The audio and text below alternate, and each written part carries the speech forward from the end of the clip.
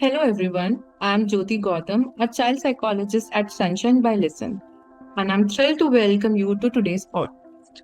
Today we have the privilege of speaking with Dr. Roma, a seasoned psychologist with over 35 years of experience in the field of mental health. She is currently practicing at Sri Gangaram Hospital in New Delhi and Max Hospital in Gurugram. Dr. Roma is also the co-chairperson of the Department of Psychiatry and Behavioral Sciences at Sri Gangaram Hospital, as well as working as a senior consultant at Gangaram Hospital.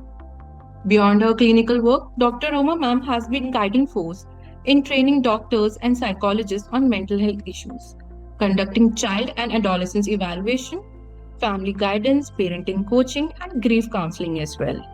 She is also the founder of Saksham, a child and adolescent guidance center. We are thrilled to have her today to discuss a topic that many parents find it very challenging these days. That is managing meltdowns versus tantrums in our children. Dr. Roma, let's start with the very basic. Can you help us understand what exactly meltdowns and tantrums are? Thank you, Jyoti, for getting me here on this platform. And I think we enjoy doing these little small chats on interesting topics. And I'm sure whoever is going to listen to that, mainly parents, are actually going to get a lot of help on that. So thank you so much again. Both temper tantrum or a meltdown is not really used as a clinical term. There's one can easily do a little distinction where tantrum is commonly used to describe something like known as milder outbursts of your behavior, during which a child kind of retains some measure of control over his or her behavior. And one area which parents can understand is tantrum is likely to subside only if one is not paying attention to it, because it's also seen like an attention-seeking behavior. Whereas a meltdown, what usually happens in a meltdown is that a child loses control, a lot of control that the child is supposed to have, a regulated control over himself or herself on a behavior. They lose that control, and that behavior only stops when they wear themselves out. That means अगर बहुत रोते रहेंगे या बहुत बोलते रहेंगे या बहुत एक तरह का व्यवहार करते रहेंगे, तब वो चुप होंगे या पेरेंट कुछ ऐसा करेगा जिससे वो calm down हो जाएंगे. That's the basic difference between a tantrum and a meltdown. Right, ma'am. So, is it considered to be a very normal when we talk about the child developmental stages? Yes, Is it the normal part? Absolutely normal. See, most children go through temper tantrums. That's a part of growth. Whether mild or severe, tantrums are symptoms that a child is struggling with some emotion. Some emotion they are actually having difficulty with. And usually we talk of anger. Most parents would talk of anger as one big emotion there. So, that they lose their heads over it, and they kind of, and if not really controlled, if not really on, then it starts interfering in their other daily life activities. So mainly seeing that temper tantrum is usually something like a attention-seeking behavior. Right, ma'am. And if I talk about what could be like common triggers for our children for their meltdowns and tantrums. So if I focus on the tantrum, it's usually anger or sometimes anxiety, which is also a bigger trigger. It causes children to really freak out sometimes, and they not get the logic around it. And then anger and their anxiety becomes out of proportion to the situation. So that's where the issue is. Right, yeah. And can you please help me understand? So these days we talk about when it comes to meltdown, they are related to somewhat sensory issues. So Yeah. can you define for our parents what could be the sensory issues, or how does it look like? See, the main difference between a tantrum and a meltdown is that tantrums have a purpose. They want the demand being fulfilled. अगर मोटा-मोटा देखना चाहिए ऐसा तो. Meltdowns are the result of a sensory overload. They have a actual overload of a sensory area. So tantrum will usually stop when the child gets what he or she is asking for, or what she is wanting. If you change the tactic, then that also works for them. Or when you respond differently, they usually respond. So if you divert their attention, they will respond. So tantrum is like that. Whereas a meltdown, what really happens in a meltdown is that it will continue even if he or she gets what he or she is demanding. because in most of the cases, the child does not even know what he wants or what he's desirous of.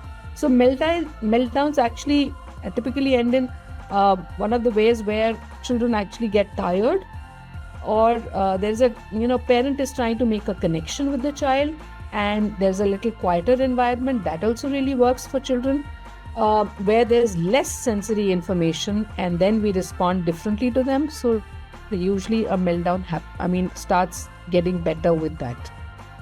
Yes, ma'am. So you just have mentioned about the sensory. Can you make me more understand what are sensories in the child? What are the sensory issues the child faces? Yeah, so sensory overload and anxiety are certain mental health conditions that are deeply related to one another. It's kind of a overload in some, it's all related to your sensory areas, whether it's the vision, whether it's the hearing, whether it's loud noises, whether it's something to do with touch, or something to do with you like to chew on something to do with that taste that they like. So those are the sensory areas. Whatever your 5 senses are, that's the sensory overload that the child is having. All right. And ma'am, you have just mentioned it before, like tantrums are very attention-seeking behaviors, right? Yeah. So how can we, differentiate from the genuine distress? So if there's a genuine distress, that's exactly what I'm trying to say. If there's a genuine distress, if the child is upset about something, and if you talk to the child, you use language, you communicate with the child usually understands. And that attention-seeking behavior goes away. But you do see that the child had a point there that he or she was getting upset about something, and that needed to be worked on. Right. And if I ask you, can you give us some of the calming techniques to a parent for their child experiencing a meltdown? So if you have to agree to some kind of a frustration-like signal that the child is showing. Talk with your child at what he or she is getting frustrated about. Ask if your child wants you to look for that. Understand that, or is the child being very persuasive? Children are very smart, so they learn the technique to be so persuasive that their demand gets fulfilled. So one needs to see whether this is a meaningful demand or not a meaningful one, that the child is just trying to get away with something or actually needs that. So do assign some kind of a calm space for the child, because that really works out. Find a place in your home which can be designated that you are at this point, you're very agitated, you seem very overwhelmed, आप बहुत परेशान लग रहे हो, या आप शांत नहीं बैठ पा रहे हो, तो ये एक calming corner है हमारे घर में. So this is a calming corner. So we sit down in that calming space. So it could be simply be a chair that your child likes to sit in, or it's not known as a punishment space, but a space where you actually feel peace with yourself. And this is not sent as a punishment. So that can be also one of the things. I'd like to also say that we need to set some clear expectations for the child. Some clear expectations, like be clear about what you expect your child to behave. Use sentences like, when you speak to me in a softer tone, then we can talk this through. If you are screaming at me, if you shout at me, or if you're crying, I don't understand. So calm down, count up to 10, let me count with you, and once you're calmer, then we can talk. Or when you're crying, I don't understand. So first, stop crying, then we'll be able to talk about it. You need to acknowledge your child's feelings. Most important is, try to be empathetic around with your child. It's not that the child's feelings are not real. They are real. And the child is trying to give you some, say something to you, but does not know how to. So you can also say, I know you're very angry with me. You're upset with me because I asked you to do something and you haven't done. But you can get mad too. But let's sit down and talk about it. Right? Sometimes it's important to ignore some things, but also as a parent, a parent needs to praise the behavior that the parent wants to see. When your child is trying to calm down, let your child know that yes, you've calmed down, you made an effort. Praise that effort, praise that behavior. Right. And ma'am, one of the beautiful tip you just have shared about the space. So does that space include certain toys or any kind of things that can bring calmness to the child? Yes, there are some children who love to play Lego. There are some children who love to play, be on the trampoline. That is a very good area where the child can actually calm down. Or the child likes to paint or color, or likes to play with water, likes to play with clay dough. Anything. It could be anything that helps the child calm down. Not the screen. We need to be very clear there that the screen is not going to be used as a calming technique. So we can use some kind of drawings, watercolors, Yes, sand. sand. Therapy.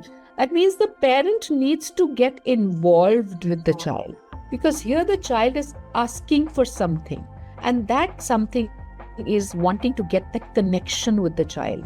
Child needs to get connected with. They love to seek that connection so that that emotion gets regulated, and not Right. to ignore it all the time. Okay. Ma'am, you have just shared a very beautiful techniques to the parents. And what if when a child has a tantrum in public? So how can a parent respond without escalating the situation at public place? So, Jyoti, we do see a lot of these things, especially if you've gone to a mall and you see these small children throwing Right. tantrums, wanting some toy or the other, or lying down on the floor. The best thing that actually works is that the parent tells the child, use language, tell the child, you can continue to lie down, but this toy is not going to be bought now if you've actually thought that this is not okay for the child, right? Okay. Make that very clear to the child, and leave the child there with those two sentences that you say. Do not get embarrassed by what the other people will think. What will they think, that I'm being a bad parent, that my child is lying down on the floor? No, don't get embarrassed with it. Child knows कि कब मैं कहाँ कितना बोलूं कि मेरी बात मान ली जाएगी. वो हर तरह से persuasive टेक्निक यूज करेगा, आपको पुश करेगा. लेकिन आपको देखना है क्या ये बच्चे के लिए वाजिब है, क्या बच्चे के लिए वाजिब नहीं है. और जो नहीं है तो नहीं है. You know, if it's a yes, it is a yes. If it's a no, it's a no. Please don't have inconsistent techniques in front of the child. कि आपको शर्म आ रही है, लोग क्या सोचेंगे, चलो आज दे दिया, क्या फर्क पड़ता है. वो बच्चा समझ जाता है कि मैं जितनी बारी जाऊंगा, मैं ऐसे करूंगा तो मेरी बात मान ली जाएगी. Right. So we as a parent need to set a realistic boundaries for our children. Yeah. Okay. Ma'am, moving towards the next question. Are there any specific routines or activities that help reduce the frequency of meltdowns? So as parents, we do understand, we do get to know our child's triggers. They're not the same for every child.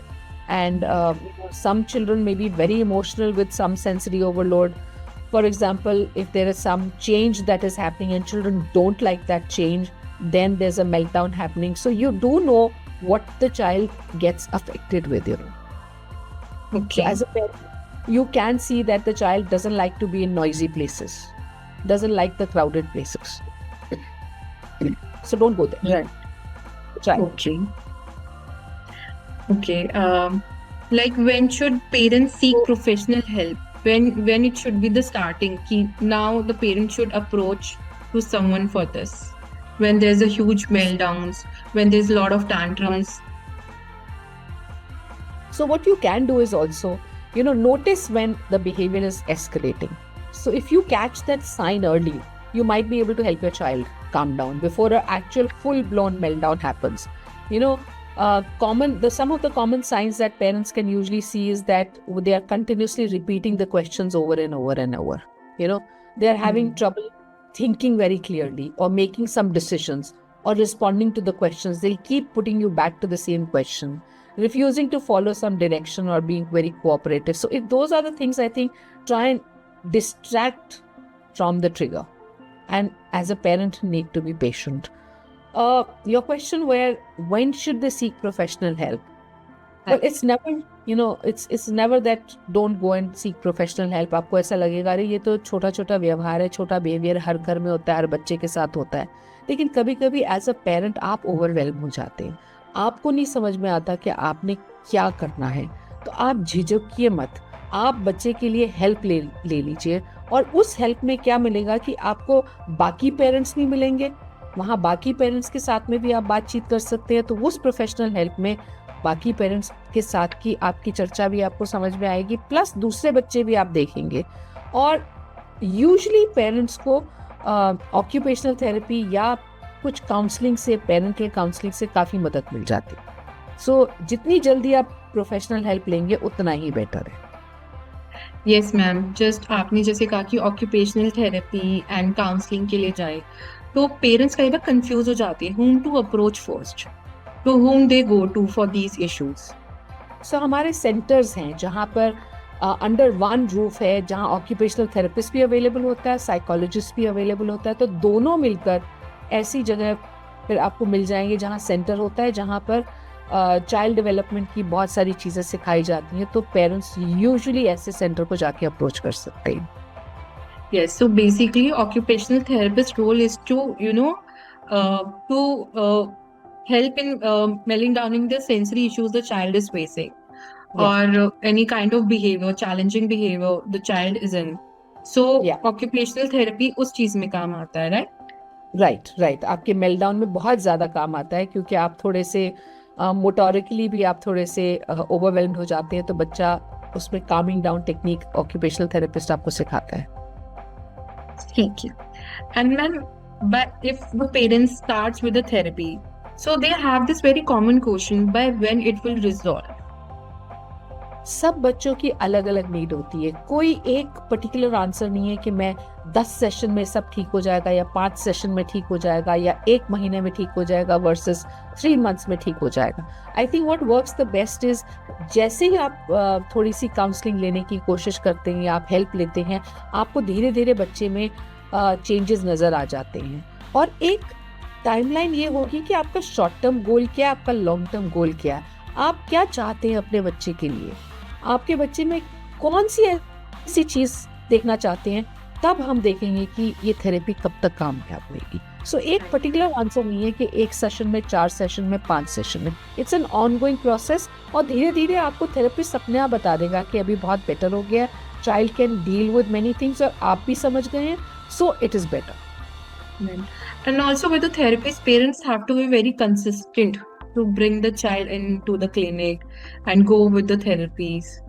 I completely agree with you Jyoti, क्योंकि अगर ऐसा लगे कि एक session कर लें और हमारा सब कुछ ठीक हो जाएगा, ऐसा तो नहीं हो सकता. और अगर आज 4 सेशन लिए, फिर हम 1 महीने का ब्रेक ले लेते हैं और फिर हम आ जाते हैं, वो भी नहीं ठीक होगा. क्योंकि बच्चे के लिए कंसिस्टेंसी बहुत ज़रूरी होती है. बहुत जरूरी है. Okay, ma'am, is that happen? Will meltdowns and tantrums go away on their own as a child grows older? कुछ चीज़ें कम हो जाती हैं, लेकिन सब नहीं जाता है. इसीलिए इसको सीखना, समझना, प्रोफेशनल हेल्प लेना ज़्यादा ज़रूरी है.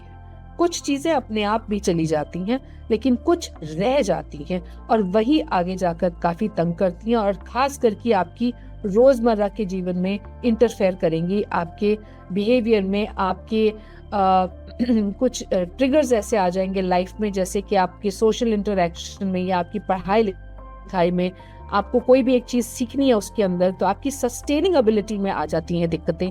इसीलिए उनको टैकल कर लें अभी ज़्यादा बेहतर.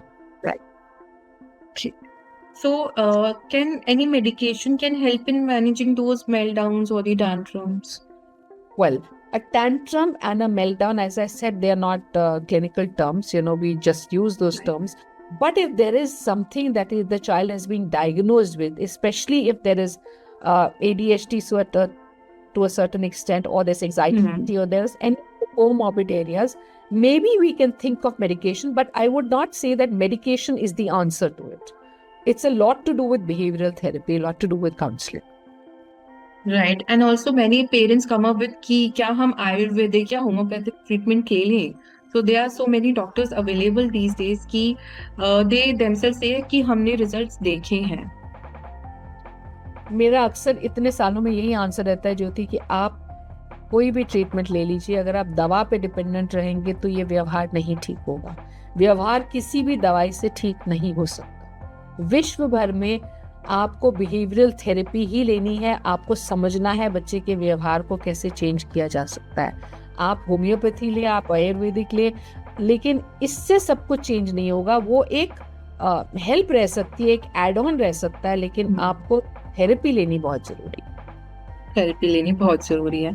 And also what about the diet ma'am, any changes in diet would help the child in meltdown? The research is still going on a lot of things. जैसे कि हम बोलते हैं थोड़े से लाइफस्टाइल चेंजेस करें, तो आई थिंक लाइफस्टाइल चेंजेस कर सकते हैं। कुछ रिसर्च ने ये भी हमें बताया है कि कुछ शुगर्स में कमी करेंगे तो बेटर हो जाता है, फ्रूट्स खाएंगे, विटामिन्स लेंगे तो वो बेटर हो जाता है, but there is not full evidence on that. तो आप घरेलू नुस्खे इस्तेमाल कर सकते हैं, कोई खास डाइट लेने की ज़रूरत नहीं है। The only diet that is ज़रूरी इज़ कि आप बच्चे के व्यवहार में थोड़ी मेहनत करें, थोड़ा समय स्पेंड करें, एक कनेक्शन बनाएं बच्चे के साथ में, उसकी बात समझने की कोशिश करें, उसी से आप बेटर हों। Right, and changing behavior is like a very long-term therapy that the child requires. Absolutely, it's nothing like a short-term thing. Yes. And then can sleep affect the frequency of meltdown or tantrums?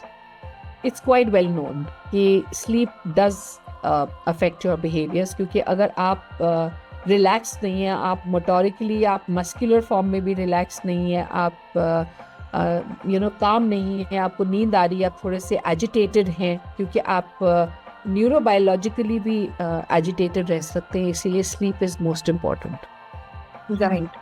And also, ma'am, can you help us, our parents, know what could be the certain like toys or any sensory aid that can help the child to manage the sensory related meltdowns? ऐसे एक दो निकालना तो बहुत मुश्किल है, but I think जब वो एक ऑक्यूपेशनल थेरेपिस्ट के पास जाएंगे तो वो उस पर्टिकुलर सेंसरी एरिया जहाँ पर बच्चे की नीड है उसके बारे में बता के आपको कुछ एड्स बता सकते हैं। But I would not go with just one aid और two aids. I think involve the child in most of the activities, the children will pick up many skills. Right. And also, ma'am, if a situation occurs where the parents have to prepare for high stress situations, like if they have to travel somewhere or go to a family gathering, so how they could minimize their child meltdowns उस time पे, at that moment in that situation? जैसे आपको मालूम है, अगर मेरे बच्चे को क्राउडेड एरियाज में प्रॉब्लम होती है, सो you will have to get some other help, ताकि उस क्राउडेड एरिया में बच्चे को इतना ना लेके जाए।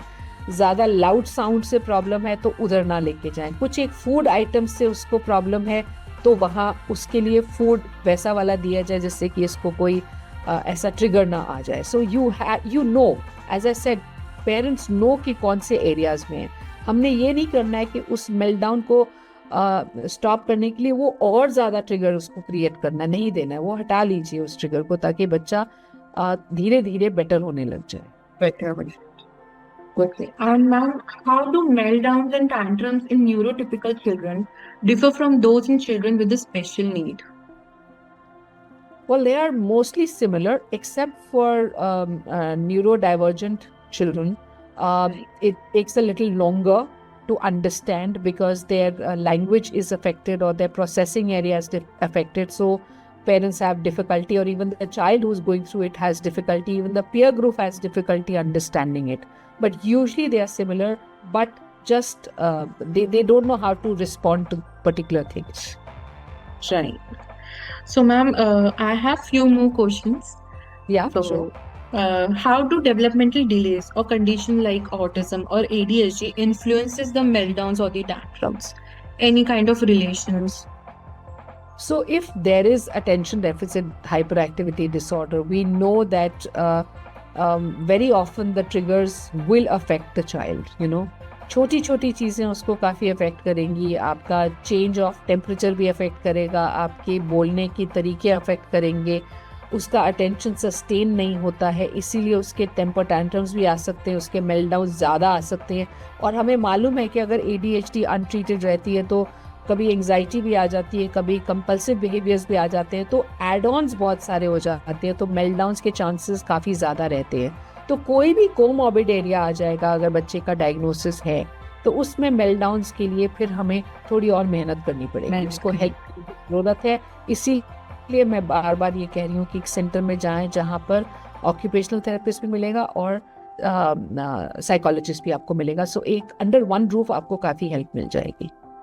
Right. And then sometimes some children do have physical health issues as well, right? कुछ allergies होती हैं या gut health, especially when it comes to normal children, उनका gut बहुत खराब होता है। तो उस केस में they play in, तो जब उनको issues भी होते हैं, meltdowns भी होते हैं, तो emotional outburst रहता है। बिल्कुल रहता है, क्योंकि उससे अफेक्ट हो जाता है। इसीलिए sometimes we do need to work on the gut health also, so we need to do a comprehensive work around the gut, the behaviour, the motor skills, the holistic development needs to take place. That's why a center would be coming in much more helpful. Right. So it's not specific related to OT or specific related to the psychologist. It is going to be a very comprehensive, long-term based intervention for the child. Absolutely. It's a holistic area. It would be holistic. Sometimes we also need help from the school level and sometimes from the extended family also, because if two parents are working and if the Right. grandparent is taking care or whoever is the caregiver, that caregiver also needs to get involved in how to help the child, how to deal with the child, or how to deal with the tantrum or the meltdown. Right. So, ma'am, if I summarize all the things, so whatever questions I have asked from you till now, so basically for the parents need to deep dive about their children's, their likes, dislikes, where they get affected the most, where they like the most. So they need to have that checklist with them.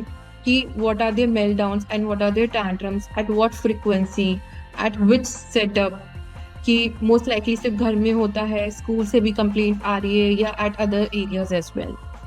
And with that frequency, they can seek the professional help accordingly. Absolutely, you said it absolutely well, Jyoti. You summarized it very well. Okay. And apart from them, ma'am, जो आपने tips हमारे साथ share करिए for our parents, any more tips would you like to give it to our parents? That would be the home-based recommendations for our parents. मेरी एक सबसे बड़ी recommendation ये रहेगी कि टेम्पर टैंट्रम, मेल्टडाउन रहते हैं बच्चों में, ये कम्प्लीटली नॉर्मल है और इसको एक्सेप्ट कर लेते हैं, लेकिन हमें डांट डपट के, पनिश करके, थ्रेटन करके ये नहीं जा सकते। हमें उनके लिए कुछ तरीके अपनाने पड़ेंगे, कुछ समझना पड़ेगा, तब ये मेल्टडाउन्स और टैंट्रम्स चले जाते हैं। इसीलिए प्रोफेशनल हेल्प जितनी जल्दी ले लेंगे उतना ही बेहतर है। Right. And many parents do show such negative reaction towards their child, like hitting, yeah, punishing. But is that a right way to handle? नहीं, बिल्कुल भी नहीं। मैंने तो देखा है कि बच्चे को लाल मिर्ची दे देते हैं या उसको इतनी थ्रेटनिंग देते हैं कि वो डर जाता है, सहम जाता है बच्चा। तो ना भी एंजाइटी आनी हुई तो और भी एंजाइटी आ जाएगी, वो डर जाएगा बच्चा। हम क्या चाहते हैं अपने बच्चे से? हम चाहते हैं कि बच्चा खुश रहे ना। अगर उसको ये परेशानी आ रही है तो कोई ना कोई वजह है, उसके लिए हेल्प ले लेते हैं, समझ लेते हैं, तब बच्चा बेटर होने लग जाएगा। तो हम क्यों ना हेल्प ले लें बनस्पत की उसको इतना डरा दें, इतना धमका दें या इतना कंपैरिजन कर दें, इतनी शेम कर दें या इतना गिल्ट फीलिंग दिला दें या उसे मारें, तो इससे हल नहीं है। Right. So mostly these parents, when parents have the two children, there are a lot of comparison going on. ये इतने टैंट्रम्स नहीं करता जितने ये करता है, ये इतना क्राई नहीं करता जितना ये बहुत ज्यादा परेशान करता है मुझे। So a lot of comparison is also going on these days. Comparison में क्या होता है, जिस बच्चे को प्रॉब्लम होती है आप दूसरे बच्चे से कंपेयर करते हैं तो ये कहीं ना कहीं उसकी self esteem, self confidence, body image, आप जो भी एरिया आप उस पर अटैक कर रहे हैं तो बच्चा उस पर काफ़ी नेगेटिव फील करने लग जाता है। तो थोड़ी सी टॉक्सिक एनवायरनमेंट हो जाती है बच्चे के लिए, तो वो कहीं ना कहीं बेटर होने की जगह और नेगेटिव हो जाता है। तो वो कैसे स्किल्स अपनाएगा बेटर होने के लिए? कहीं ना कहीं उसके मन में एक भावना बैठ जाएगी कि मेरे पेरेंट्स मेरी बात समझ नहीं रहे हैं। और कोई बच्चा छोटा नहीं होता है जिसको नहीं समझ में आ रहा। तो आयु के हिसाब से ना जाए, ये ना सोचे कि हमने तो इतना कुछ दिया अपने बच्चे को, हमारा बच्चा ऐसा क्यों कर रहा है। हर घर में बच्चे करते हैं, तो हमें समझना है बच्चे के साथ में कैसा व्यवहार हमने चेंज करना है, और कोई भी दो बच्चे एक जैसा व्यवहार नहीं करते हैं. Right. And ma'am, also we have seen like both the parents are working. They are living in a nuclear family, one child and both the parents are working. So, is that a matter of concerns for children having high tantrums or sensory issues or kind of meltdowns? मैंने तो बहुत सारी families देखी है जहाँ पर एक बच्चा, दोनों पेरेंट्स काम कर रहे हैं लेकिन बहुत बढ़िया है बच्चे.